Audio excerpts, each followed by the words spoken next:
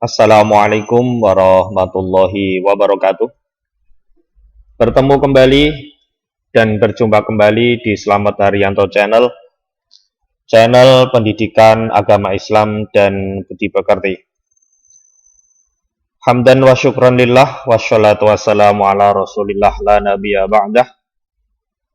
Untuk pertemuan kali ini di Slamet Haryanto Channel akan membahas menjalani hidup penuh manfaat dengan menghindari sifat takabur dan hasad. Yang pertama yaitu sikap takabur.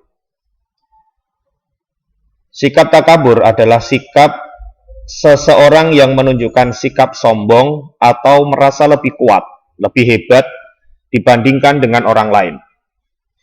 Orang takabur selalu meremehkan dan merendahkan orang lain. Tidak mau mengakui kehebatan dan keberhasilan orang lain, dan menolak kebenaran.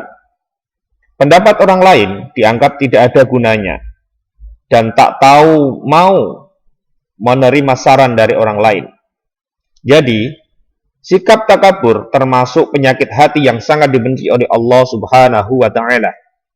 Karena membuat seseorang ingin terus-menerus menunjukkan kehebatan dirinya di hadapan orang lain, tanpa memperdulikan orang lain di sekitarnya. Untuk itu Allah berfirman di dalam Quran surat Al-A'raf ayat 40 yang berbunyi, Bismillahirrahmanirrahim. Innal ladzina kazzabu biayatina wastakbaru 'anha la tufattahu lahum abwabus samaa'i wa la yadkhulunal jannata hatta yalijal jamalu fi sammil khiyat. Wa kadzalika najzil mujrimin.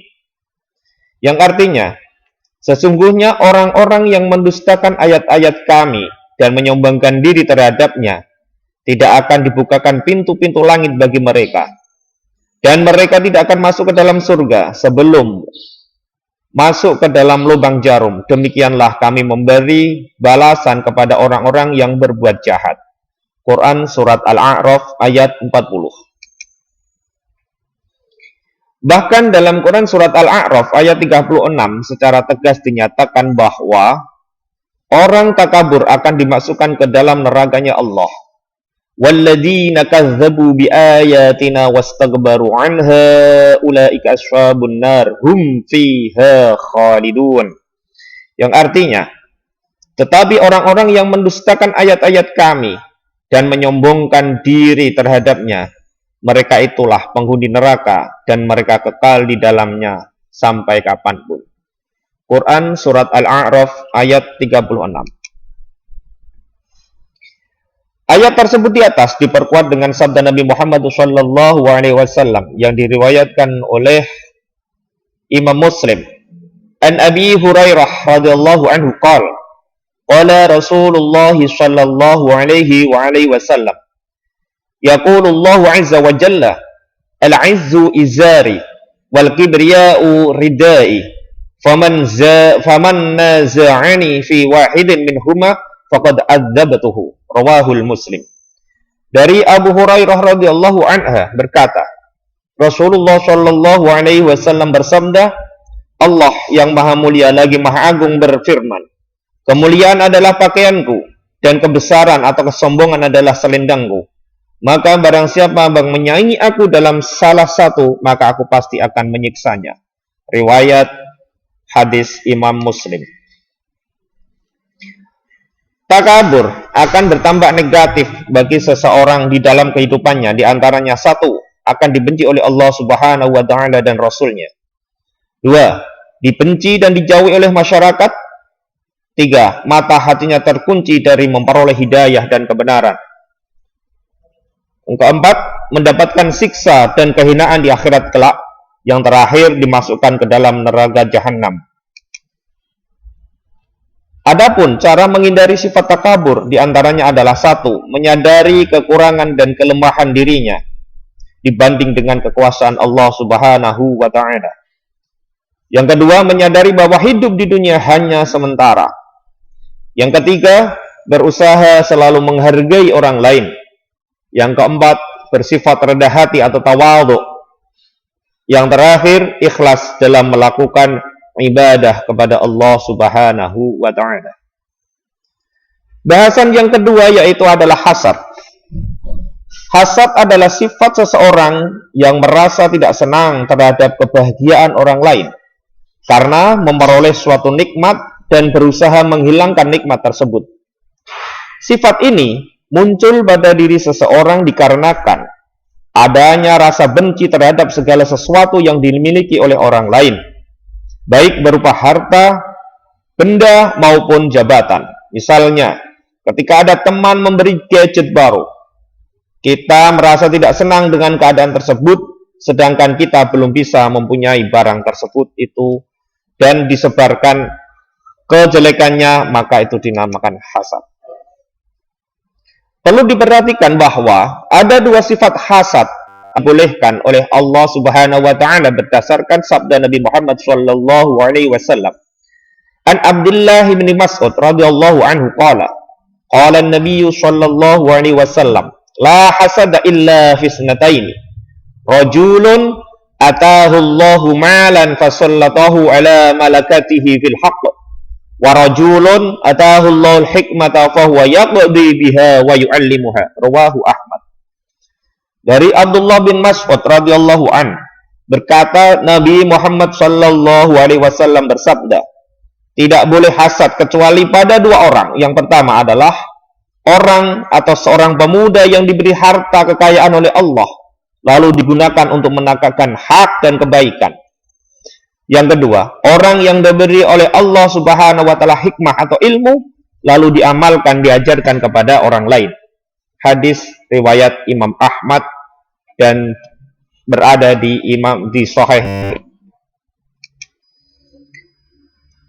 Allah Subhanahu wa taala secara tegas melarang sifat hasad. Sebagaimana Quran surat An-Nisa ayat 32, A'udzubillahi minasyaitonir rajim. Bismillahirrahmanirrahim. Wa la tatamannaw ma faddalallahu bihi ba'dakum 'ala ba'd. Lirrijali nasibum mimma iktasabu walin nisa'i nasibum mimma iktasaban. Was'alullaha min fadlih. Innallaha kana bikulli syai'in 'alima. Dan janganlah kamu iri hati terhadap karunia yang telah dilebihkan Allah kepada sebagian kamu atas sebagian yang lain. Dikarenakan bagi laki-laki ada bagian dari apa yang mereka usahakan, dan bagi perempuan pun ada bagian dari apa yang mereka usahakan.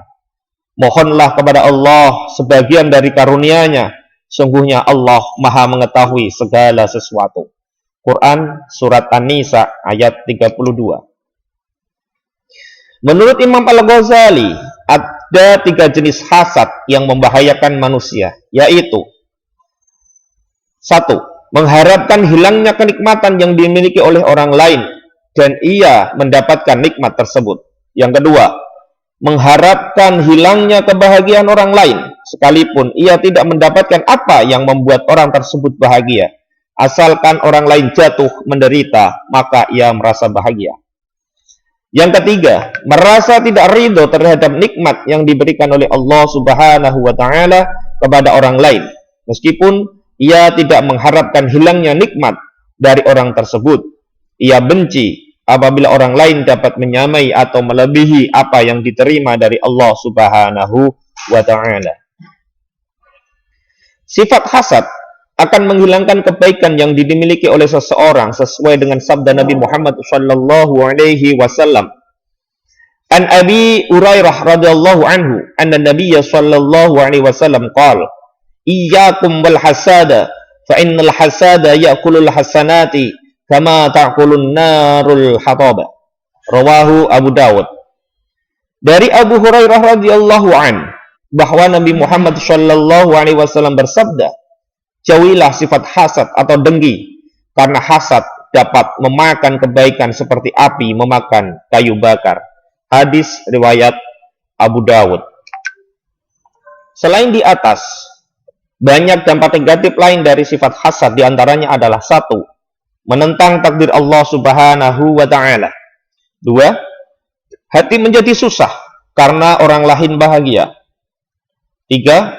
Menghalangi keinginan berdoa kepada Allah Subhanahu wa ta'ala. Keempat, meremehkan nikmat dari Allah Subhanahu wa taala yang diberikan kepada orang lain. Yang terakhir, merendahkan martabat orang lain. Adapun cara menghindari sifat hasad, yang pertama adalah meyakini keadilan Allah Subhanahu wa taala. Yang kedua, memperbanyak rasa syukur kita kepada Allah Subhanahu wa taala terhadap apa yang diberikan kepada kita dari Allah Subhanahu wa taala. Yang ketiga, menjaga sifat rendah hati atau tawadu kepada setiap orang. Yang keempat, senang membantu orang lain. Yang kelima, mempererat tali silaturahmi. Yang keenam, mendahulukan kepentingan umum daripada kepentingan pribadi. Sekian materi dari Slamet Arianto Channel. Semoga bermanfaat fid dunya hatal akhirah. Billahi taufiq wal hidayah. Sumarida wal inayah. Wassalamualaikum warahmatullahi wabarakatuh.